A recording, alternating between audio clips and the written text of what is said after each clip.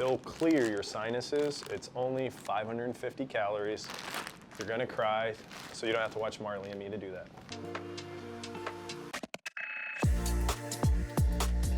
What's going on, Opecast? It's Braden, and on today's episode, I have a very special guest. I have Shayn Prapaisilp of Global Food Group, which has lots of restaurants all over town. Today, we're at United Provision. Some of you guys may know King and I. We have Chao Baan. And then I need to venture out west more. There's the one in Creve Coeur in Chesterfield. Oishi Sushi in Creve Coeur and Oishi Steakhouse in Chesterfield. So we span all of St. Louis, and we're happy to be in all these neighborhoods feeding people. I think the best part about that is like we can drive all over town to have your food, and if we're like, I'm just going to go to a grocery store and get something, they can come here and get it. Definitely. Well, so I've got my Pikachu mango drink. Just to date myself, I was a Pokemon Blue kid. I was a Squirtle kid. We don't have the Squirtle drink today, so I went ahead and got my second best Pokemon Pikachu. And let's pair that with, you know what, these pizza potato chips. Okay. Look pretty good. You know, pizza flavor can do no wrong, but let's try that in chip form. Do you think that's going to go well with my white grape flavor Gohan Dragon Ball Z? They're going to sponsor this after this episode. I hope so. I mean, drive business to you and me.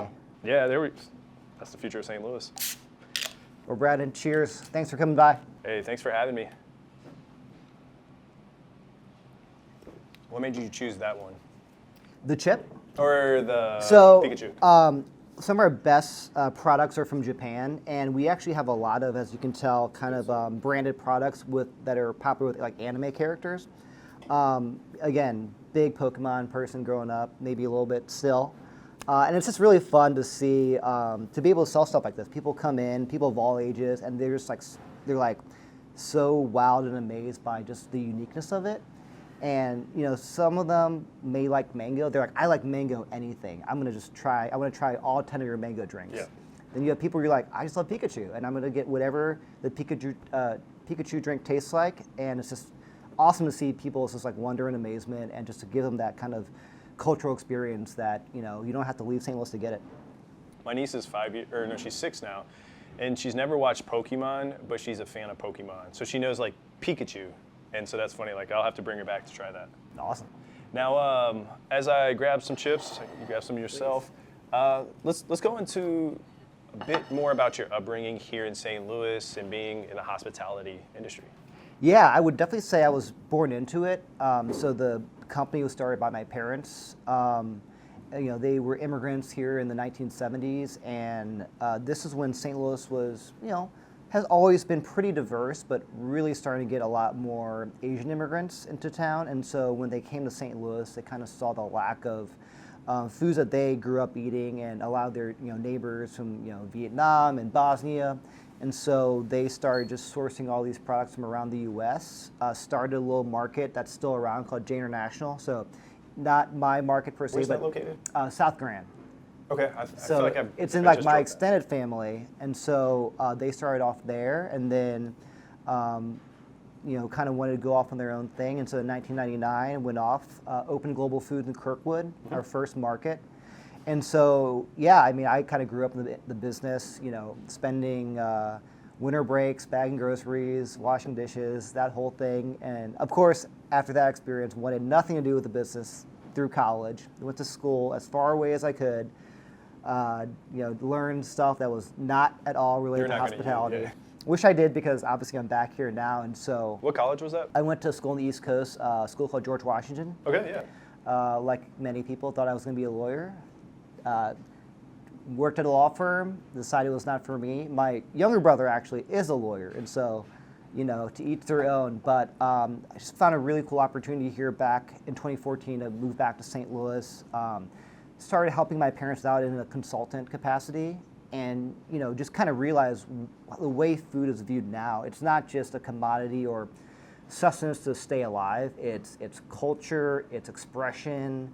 It's art. I mean, just the variety of stuff you see on the table here, the quality of food that chefs are putting out in St. Louis.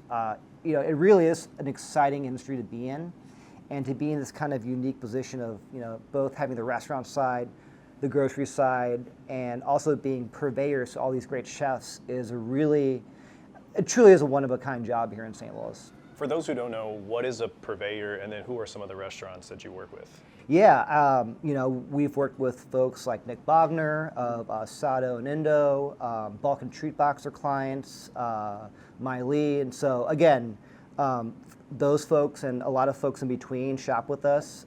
Chefs, Ben Parema comes every other week just to get stuff for himself, and so I just love being that resource, and then having those folks shop with us is a big validator. I mean, if some of the best chefs shop there, we must be doing something right, and so it gets a lot of people who are interested in cooking or are culinarily interested to come oftentimes for the first time. And I always say if you come for the first time, you're coming back. Yeah. Because I think it's just an that unique of a store. Yeah.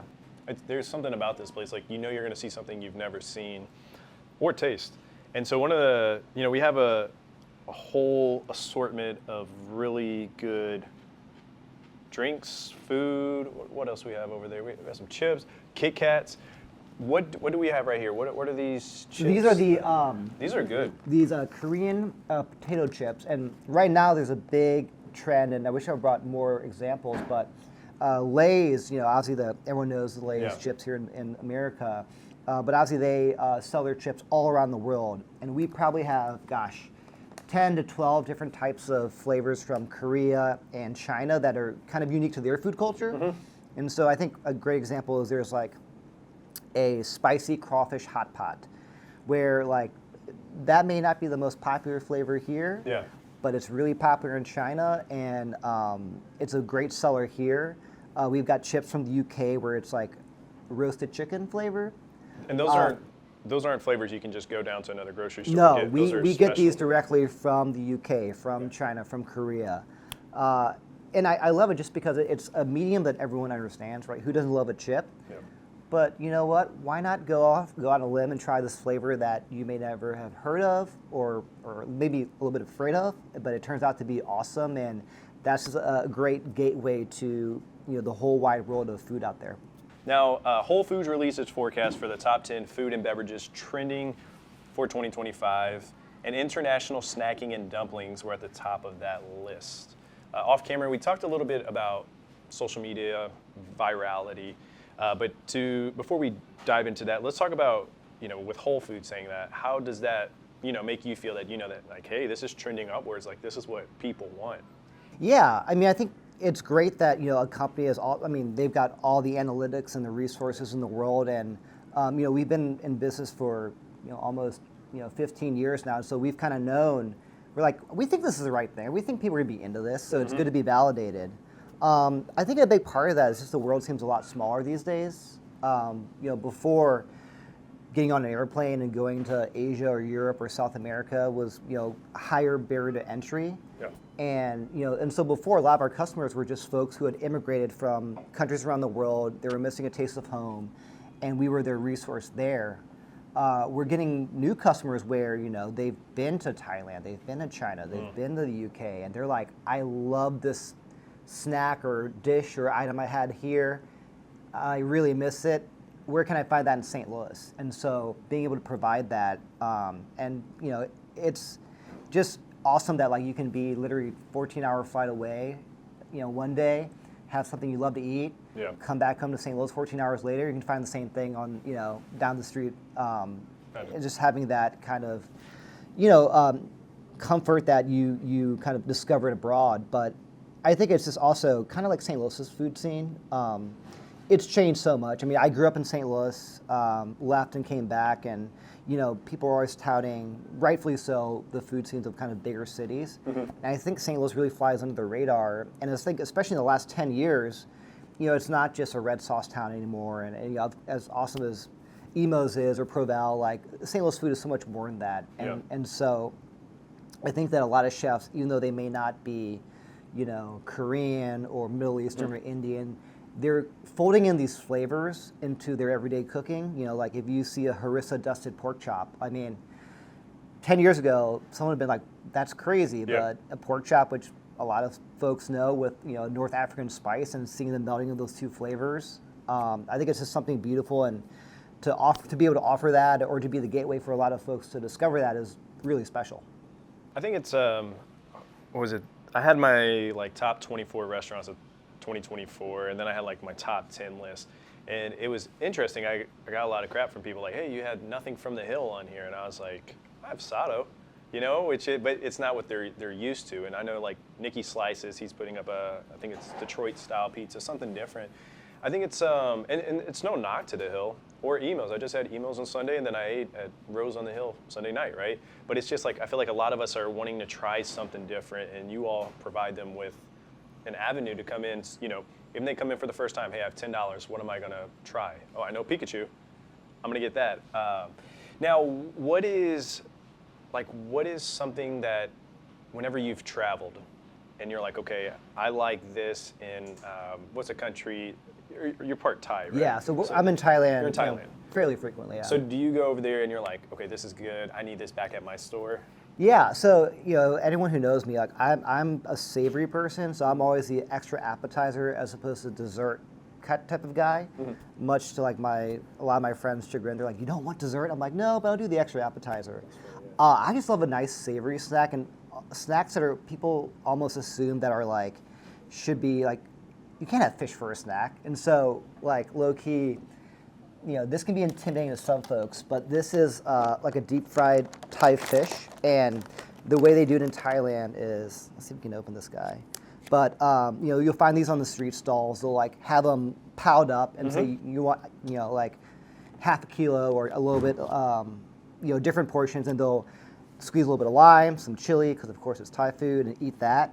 And so I think, you know, people are like, that's kind of like breakfast for dinner, right? People are like, that you can't do that. That's wrong. And you're like, why not? Breakfast is delicious. It could be an all-day meal. And so I think, you know, foods that people just assume should or can't be, or like, that's the wrong time of the day. I just love a deep fried fish all day, every day, breakfast, lunch, or dinner. So that's kind of my personal thing. We have other things too that, again, kind of trend to the more adventurous, but we have dried squid, and it's actually really popular in East Asian cultures, but it's kind of cool. Like in the floating markets in Thailand, you'll have these old aunties paddling around their boat, and you'll just see like giant squid being grilled on their boats. Yeah. And then you kind of paddle over. You're like, I want 2 of those, and so can we try that? Yeah, please. So, what was the big bag pizza, potato chips? Absolutely fire. I think I can. I'm an independent podcast, so I can say this, but that's better than Ruffles. Now, if Ruffles decides to sponsor this, we may delete that in a future episode down the road. But either way, that's really good. So I know I'm going to come here for that. Perfect. Okay, so now this is you said the squid. Dried squid. Dried squid. Wow, I've never had dried. I don't even know if I had wet squid. It's you know, it's fishy, which is it's a good descriptor for me. I know for some people, so, but I truly think it's delicious, and it's got like salty umami. It's the ocean. The texture is kind of almost like jerky, so it's like squid jerky. Yeah. It's different. I like it. Yeah. It's one of those, it's like a salt and vinegar chip. You can't just have one. Yeah. You're like, you keep going on. And have you thought about making, like, if you put this on, like put this in a bowl and you could do a loaded that would be, it'd be like a great like nacho topping. Yeah. And like, especially with not just the snacks, but here at United Provisions, you know, obviously you can get grab and go. Grab and go is a bigger and bigger segment of a lot of grocery stores, because let's be real, we're all super busy, and most of my chef friends, I always like talk with them, you know, I'm like, oh man, like great meal tonight, thanks for cooking for me. What are you guys doing when you get back home? And they're like, opening a can of Cheerios or a can of SpaghettiOs because I'm exhausted. I've been cooking all day. Yeah. But obviously, with kind of our international, global nature, we have a really awesome grab and go section. Just kind of want to highlight a couple things that we have. You know, this is when you're busy or swinging by, or you're in the neighborhood for lunch. You only have 20 minutes. We've got obviously one of the hottest foods right now in America, the birria taco. Yes. These are house made, and so you know, it's just, you know, if you're sick of Chipotle, again, not sponsored, sick of Chipotle for like, you know, the 4th time this week, we have these awesome birria tacos made in-house. We've got gimbap, which is a Korean, kind of like, I don't want to say sushi because it's not a sushi, it's its own thing, but for all you K-drama fans out there, Extraordinary Attorney Woo, really great show on Netflix. Yeah. The character eats only this. So this is like It's filled with like kind of pickled vegetables with vinegared rice wrapped up. And so what's great about it is it's like, room temp safe. There's no fish in it. So great thing just to have in your car or whatever, just going around. I was going to say this birria. Yeah. Fire. Wow. And then, the stuff is like, I don't want to say straightforward, but we've got great salmon chimichurri, salmon teriyaki. And so, again, just like your grab-to-go lunch doesn't have to be boring. It could be global and exciting. And again, just folding in and including all these, international flavors. It's just, it's great that it's more and more accessible here in St. Louis. What's one food or snack that you feel like most people, let's just say here in St. Louis, should know about, but they just don't know about, that they should try? Gosh, that's a tough question, only because the world is so big. Big, yeah. And I'm pretty particular in my taste, so I also don't want to, jade anyone with kind of my personal flavor. Like, let's say someone's watching or listening to this, and it's their first time coming in. Maybe they have $50. What would you recommend them trying to get them out of their habit? Because they're going to see a Lay's bag of chips, and they're like, okay, I want this because this looks cool. But what do you think they should try? Like maybe one of this, one of that? I would say increasingly, like there's really like hot, quote unquote, hot by that I mean popular kind of flavors right now, or even like products. So for example, ube, which is like a kind of Filipino East Asian sweet potato. We have ube in so many different forms. We've got the actual ube itself, we have ube ice cream, we have ube chips, ube infused, everything. And so they're just these unique flavors that are just having a renaissance moment. I mean, I remember for a while, everyone was putting gochujang, which is like a Korean chili paste, on everything. And so I always joke that you've made it in America when like Wendy's wants to put like, your gochujang on their burgers and stuff. And so not so much a snack per se, but just these global flavors. And what I want these flavors to become is that, I was talking to you earlier, off camera about like, what's the American palate? And there's a really out-of-date concept that like the American palate is like Salisbury steak, lasagna, mac and cheese, and those are very much part of the American palate. Yeah. But so are these new flavors from around the world, as immigrants come, as their food becomes our food. I mean, there's more Chinese restaurants in America than there are McDonald's, right? I've driven from here to Kansas City, and I swear every small town has like 4 Mexican restaurants. Yeah. So just like, True. just what the American palate, what makes that is so much bigger than what we thought. And so, yeah, we kind of market ourselves as like an international market, but at the same time, we're eating Indian food one night, we're eating pizza the next night, we're eating, Korean the next night. And so I think, people to get to kind of expand their worldview of like what's this food? It's all delicious, and there's nothing wrong with not having it for the first time, but go ahead and make that jump to try it for the first time. I know you probably don't eat your food that often, but man, have you had this today? I have not had it today, but I'll join you because Okay. I think that one's calling my name. I was gonna say, because I'm over here just eating away, so. I as someone in hospitality, I always make sure my guests eat first before I do. Man, That's good. I just really good. And people can just come here and order it, or can they order online? So we don't. It's not made to order, but we always rotate throughout the day. So we're making food like every hour because, again, we were next to WashU, so college students always eat at the strangest times. Yeah. So we have fresh food coming out every hour, just as we sell out. So. By 2035, this podcast will have smell vision. So, I'll send packages to people's homes and be like, hey, there we go. As we take a bite of this, someone's going to make a lot of money. I think your off viewers that can, idea. they can come in the metaverse. They can, pull Yeah. a chair up and sit with us. And then they can, before watching this episode, I could put out a teaser that to experience this episode, they can come here and get the Opecast package. So with social media, things go viral. Whether it's one of your restaurants, you see something, and let's just say this item's a hot seller all of a sudden. How do you follow those trends? Are you on social media yourself, or do you just notice like one day, hey, this item's completely sold out? So I am. I think it's part of my job, obviously.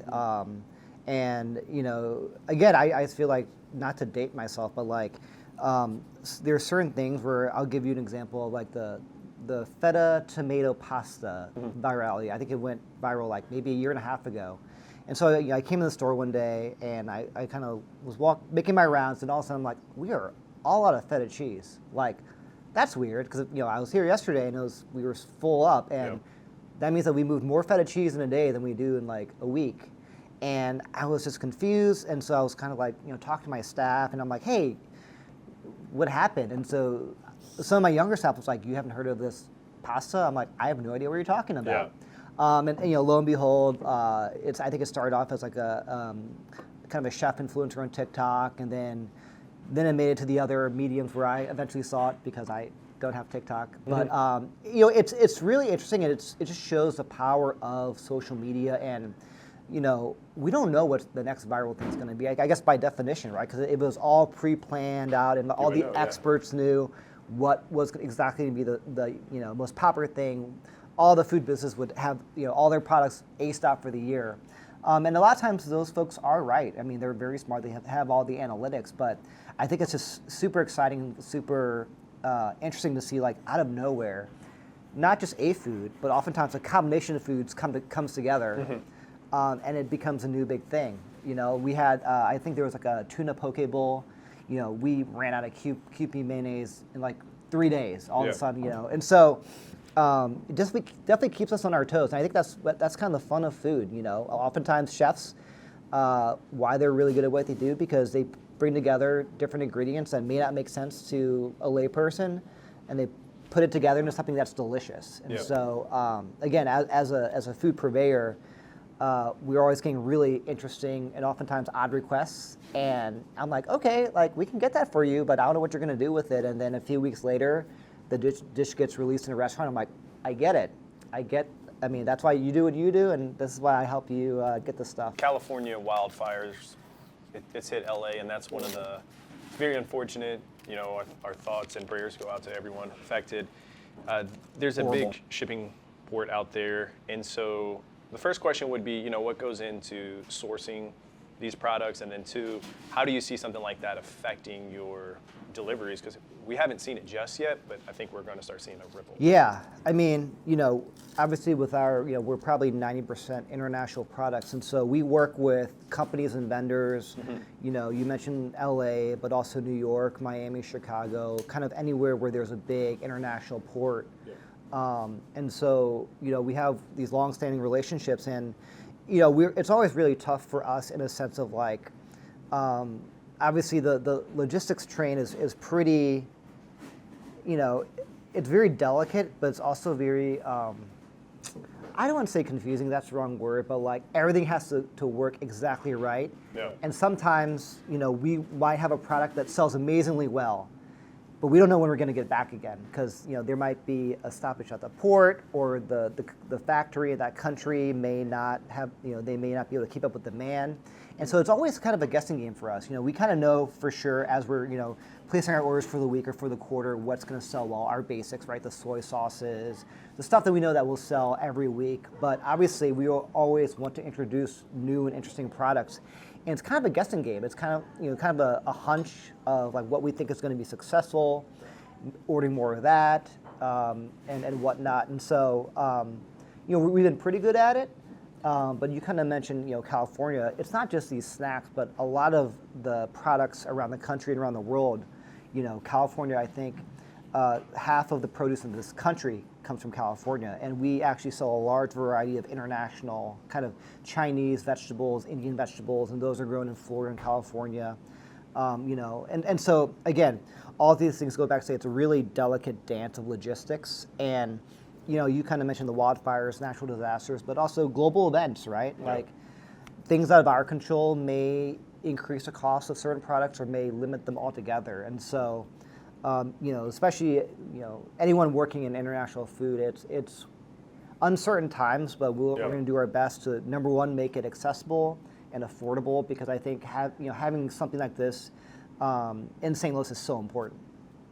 One thing that's great about your location is you're right here in the Delmar Loop, and so a lot of people are coming or they're going to the pageant, Delmar Hall, Blueberry Hill, mini golf, all other restaurants, And where you're located, I think it's great that people can come here, pick up some items on their way home, or even just before a show, like, hey, I want some of these snacks. Like, it gives them a great place to visit. It's an attraction. Well, it's obviously a grocery store, but it's an attraction. Like, you have different snacks and food that you offer that people can't get almost anywhere else in St. Louis. Yeah, and I think what's really cool about being in the Loop is that it's one of the more eclectic streets in all of St. Louis, and so you really get all sorts. And in terms of like, we've had like an anime get together down the street, and obviously we have a lot of Japanese stuff here. We have bands touring internationally who come to perform at Delmar Hall, and so it's funny. It's like. I think we had a band from the UK come, and they were just shocked that they were like, oh, we've never heard of St. Louis. Our booking company sent us here, and they found Iron Brew.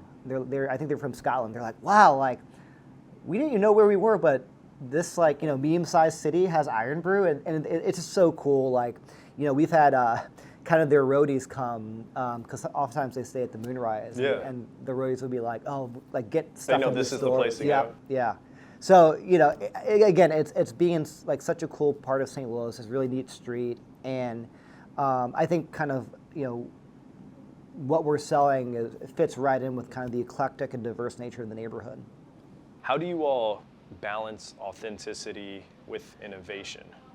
I think it's, the way I look at it, it's interesting because, my dad still runs the company, and he's a very old school guy. And he hasn't really changed at all what he's done, right? He's been doing the same, thing for 35 years. And the way he views it, he's like, okay, like I buy stuff and then I sell it. And what's been cool for me is that I'm almost translating this into the 21st century for 2025. Because, he can tell when our marketing's paying off because we'll get new customers in, and then he will look at their basket and he's like, this basket makes no sense. You're buying like kimchi and then like Swedish chips, but also cilantro and like wonton wrappers. And for him, as like an old school grocer, he's like, what are you doing with that? Yeah. And so really the way I look at my job is it's just, we've been doing this for so long. We've been here, we have the stuff, but number one is letting people know that we're here, that we offer all these things. And, sometimes giving them ideas of how to use it. Because the best question of the week is, I don't know what this is. I'm curious, what would you do with it? And we love answering that question because we know that this person is naturally curious. They're not afraid to try new things. It's their first time here, most importantly, so we can show them around the store and show them what we have. But again, it's kind of like, there's all these new customers out there that don't know that they're customers yet. But in terms of innovation, it's, obviously bringing in new products, but really just combining all these neat products into a unique dish or a unique combination of flavors. So what do we have here? Are these both the same? So this is salmon chimichurri and this is salmon teriyaki. So sounds good. I'm gonna go with teriyaki. Ooh, actually, let me go chimichurri. I think I just made teriyaki like a month ago at home. Man. So this is a healthier dish, right? Yep. It's January. We are in January, that's right. Gotta, eat a little healthier. Gotta get skinny again for the summer. I'm one of those people, like holidays, I go all in on the food. Yeah. January, give me 2 weeks, I'm off my diet at that point. But see, it's really hard with my job because I guess it's my job to like keep eating, and so I try to go to the gym, but I guess it is an occupational hazard. As you continue to grow and expand, there's obviously a demand, not just in St. Louis, but in the world for international foods. What do you see, where do you see the business going maybe the next 5 years? Yeah, I mean, obviously, I'm the second generation of this business, and so, we're up to 6 now. And I think we opened a restaurant right before the pandemic, which was a hell of a learning experience. And then we recently moved, actually our oldest business. My joke is that the King and I restaurant is actually older than me. It's my parents' first kid. Yeah. And so we recently moved that to Richmond Heights. But, we're always cognizant of opportunities in St. Louis. And also, like, St. Louis is getting more and more diverse. I think there was a couple of news articles about, since in the 2020 census, the number of foreign-born people moving to St. Louis has increased. And so, again, I think St. Louis will just naturally be a great place to keep expanding. as you know, not just more people come to St. Louis of kind of different backgrounds, but I already mentioned just your average St. Louisan just having that adventurous palate. Yeah. And so, you know, no concrete plans in the works now, but you know, as not just a business owner in St. Louis, but I kind of view myself as a St. Louis booster. You know, I grew up here. I'm going to be here for a long, long time. I'm really proud to be from this place, and so I want to make St. Louis, you know, a place where people seek out opportunities to build their businesses, build their lives, and so we can be a small part of that by, you know, having an amenity like our restaurants and grocery stores. That's all the you know, incentive to keep growing as needed. I think that's incredible because you're an ambassador for the city, or like, you know, when the groups come, yeah, they talk about the pageant, but now they're talking about you, United Provisions, and you know, that's something they'll go back to their country and they'll talk about, oh, I was in this one town in the middle of the country, St. Louis, you know, and then they can talk about how that beer's there. So it's just it's cool how, you know, food, beverage, just snacks, how it's culture, it's life. It's almost the easiest, you know, emissary of culture, right? So like, they may not speak the same language as you, but if you offer them something to eat, that's a universal language. And so, you know, things may get lost in translation, but food is pretty direct. It's pretty hard to lose that translation. So again, being part of the food scene here, which again is amazing, and I think punches above our weight. I mean, you know, so proud of what we're doing here in St. Louis, and so to have people who come to visit associate really good things with what they're eating, and when they leave St. Louis, I mean, that's a great honor for me and everyone else in the industry here in St. Louis. If you could have 3 people join you, let's just say today, a cold day in January, who would they be and why? So I think one would be, I believe his name is Momofuku Ando. He is the creator, or the inventor of instant ramen. So, you know, and people don't know his story. After the war in Japan, wasn't a lot of food, and he found a way to, you know, kind of package fresh ramen like into instant ramen, make it last for a long time, make it really easy to cook. And so if you come into our store, you'll understand why. We have a whole huge section of ramen. I personally am a huge consumer of instant ramen, and I just would ask him, like, what made you think of that? And like, you know, what would you think about, like, literally maybe more than half of the world having tasted your creation? I think that's just so cool. Where I think, I mean, for the most part, his invention has touched the lives of everyone I know in St. Louis. So I think he would be one.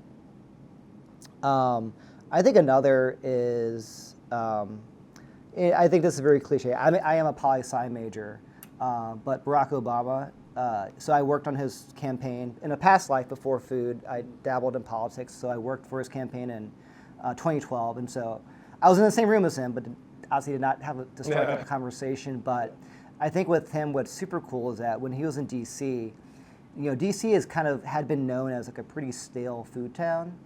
Not in the sense that like every nice meal was steak and potatoes. But when his administration came in, all of a sudden, like, all these restaurants were opening. You know, like, people were like, wow, it's kind of a cool food city.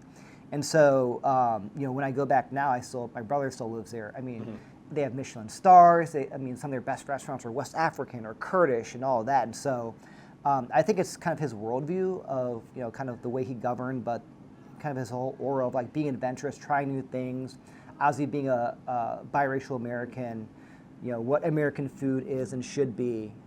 Bringing the culture to Exactly. And so obviously, whatever you think of his politics, him as a person I find extremely interesting and admirable, and someone I really admire. And I guess the third would be, gosh, that's really, really tough. So I picked someone alive. I picked someone still with us. Honestly, I'm a big sports guy in St. Louis. I mean, born in St. Louis, who isn't a big Cardinals Cubs fan? Or sorry, Cardinals Blues fan. So I say that because my wife is from Chicago, and so I'm so used to saying, "Well, my wife is a Cubs fan." I'm sorry, I have to explain. But obviously, being a huge sports fan, gosh, we've had so many cool, like, notable St. Louis sports figures, but I will go ahead and just say, gosh, Wayne Gretzky. I mean, you know, he was a Blue for only a couple seasons. I know he still is in town. Yeah. But you know, again, just some of the best of what you do. Like just to be so good at that is so impressive. And so, hey Wayne, if you're watching, Yeah. come to United Provisions. Have a snack on me. But yeah, you know, I think that's kind of a good cross section of just like you know, things that I find interesting or people who I admire and just the way they go about things. Words of wisdom. So if there's someone listening to this, maybe they're going through a tough time or they aspire to do what you're doing. If you had any words of wisdom to leave people with, what would it be? Things are going to change. You know, we've been this is our 10th year for this store. You know, Global Foods has been around since '99. I mean, our youngest business is 2019, and I can confidently say that kind of, you know, the way things are done, the products you sell, the dishes you sell, they will change. You will adapt. I mean, you know, I don't know any operator in any business who didn't have to do that during COVID. And especially COVID hit, you know, hospitality and pretty hard. And so my joke is that I think I've seen 6 pivots during COVID, and I think that's enough pivots for the rest of my life. Yeah. But just to be flexible, you know, you can kind of see in the singles dining scene now, it's different. It's you know, neither good or bad. It's just different, and so be prepared to make changes and be as nimble as you can because you know, the world is changing, and as long as you have a good product, which I know we do, it just may look a little bit different the way you present it. But if you know you have a good thing, keep on going because you will find success. I know I'm about to cry because they're telling me this is what is 2 times spicy? What This is is 1 time? This is 2 times spicy, so you want to mix it up a little bit. So this is probably our, speaking of viral foods, it's actually a certified viral trend, and it's called the Volcano Challenge, I believe. So there is a brand of instant noodles. Is this a volcano challenge? I think it's what they call it. I may be saying it wrong because I'm. No, I mean, but this is hot. This isn't. Yeah, so there is a really popular South Korean noodle company called Bulldog, and Okay. they have a variety of flavors. You know, they've got carbonara, they've got all sorts of stuff. So this is I believe their spiciest flavor. It's 2x spicy, so take of that what you will. What's a 1x spicy? I think it's okay, but I eat pretty spicy, but All right. I'm curious to see what your definition of spicy is and for you to try this 2x spicy ramen. Gosh, I gotta pray.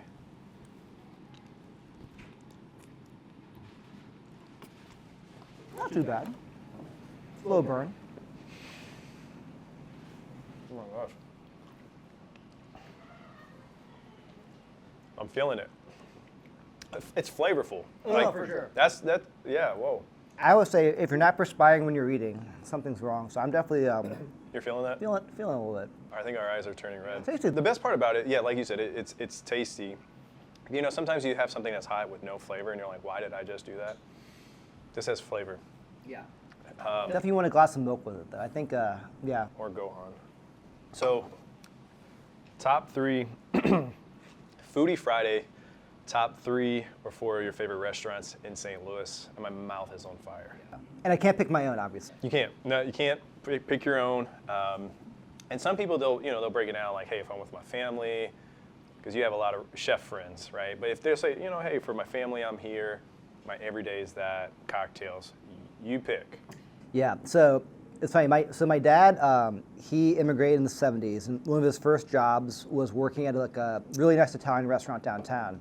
So he loves the Rat Pack stuff. That's his MO. Oh, I know where we're going. And so whenever he wants to eat, we go to a place called Paul Motto's, and it's so random. It's in the strip mall in West County, and it's really nondescript. But you walk in, and I swear it's like you're transported back to like, you know, the Rat Pack's in there. Just great Italian food. One of my favorites. Get their eggplant parmesan. It's amazing. So I love going there with my dad. I was gonna say we had Ozzy. Ozzy Smith has recommended that on the podcast. I mean, it's funny. It's, you know, it's really good. It's just people don't think about it. But again, there's all these hidden gems in St. Louis. My wife and I, she's obsessed with the broccolini pizza at Louis, and so if we rarely get to snag a table because it's such a hot, hard place to get. will sneak up to the bar and grab their broccolini pizza. Louis, it's just so consistent. Their food is so good. Delicious. Great hospitality. I mean, that team is just, with Wright's Tavern and Louis just, firing on all cylinders. And then firing on all cylinders, like this right here. And if I'm by myself, I will wait till 9:30 because they're always busy, and I refuse to wait in the line in 18-degree weather. But I'll go to Menya Rui because by 9:30 the lines die down a little bit. And so I can usually stick into a bar spot. But, I'm a big noodle soup guy. I've eaten bowls of ramen around the world, including Japan. I'm not just saying this because Steve's a friend, but like top 5 bowls I've had in the world. I mean, he's just doing it right. Just the quality and care that he puts into each bowl is really, you can tell. And so, again, I bring friends there, and they're like, "Why are we in the strip mall in South City?" I'm like, "Trust me, it's a strip mall. Some of the best ramen you'll ever have." Yeah, he's gonna be on the podcast here in I think in about a week or 2. Tell him he makes some great ramen. Awesome. Well, I appreciate your time. I appreciate what you do for the St. Louis community, you and your family. My mouth is burning, so we ended off with what was this called? This is the Bulldog 2X spicy. So if anyone else wants to sweat it out, it'll clear your sinuses. It's only 550 calories. You're gonna cry, so you don't have to watch Marley and me to do that. But I really appreciate your time. I appreciate you letting me try a lot of new food. So how can people follow you? Obviously, UnitedProvisions.com is our company website. If you want a very boring follow of my Instagram, which is mostly my cats, Shayn P24. But yeah, obviously, globalfoodstl.com. All 6 of our businesses have social media presences, so please follow along and please come visit us. All right. United Provisions, and I think you guys should just come here, just at the very least, come here with $50, being like, I don't know what I'm gonna get, but I'm gonna try. It's like literally, I cannot believe I just had, was it squid noodles? Is that what it's called? Dried squid. Dried squid, and it's good. See ya.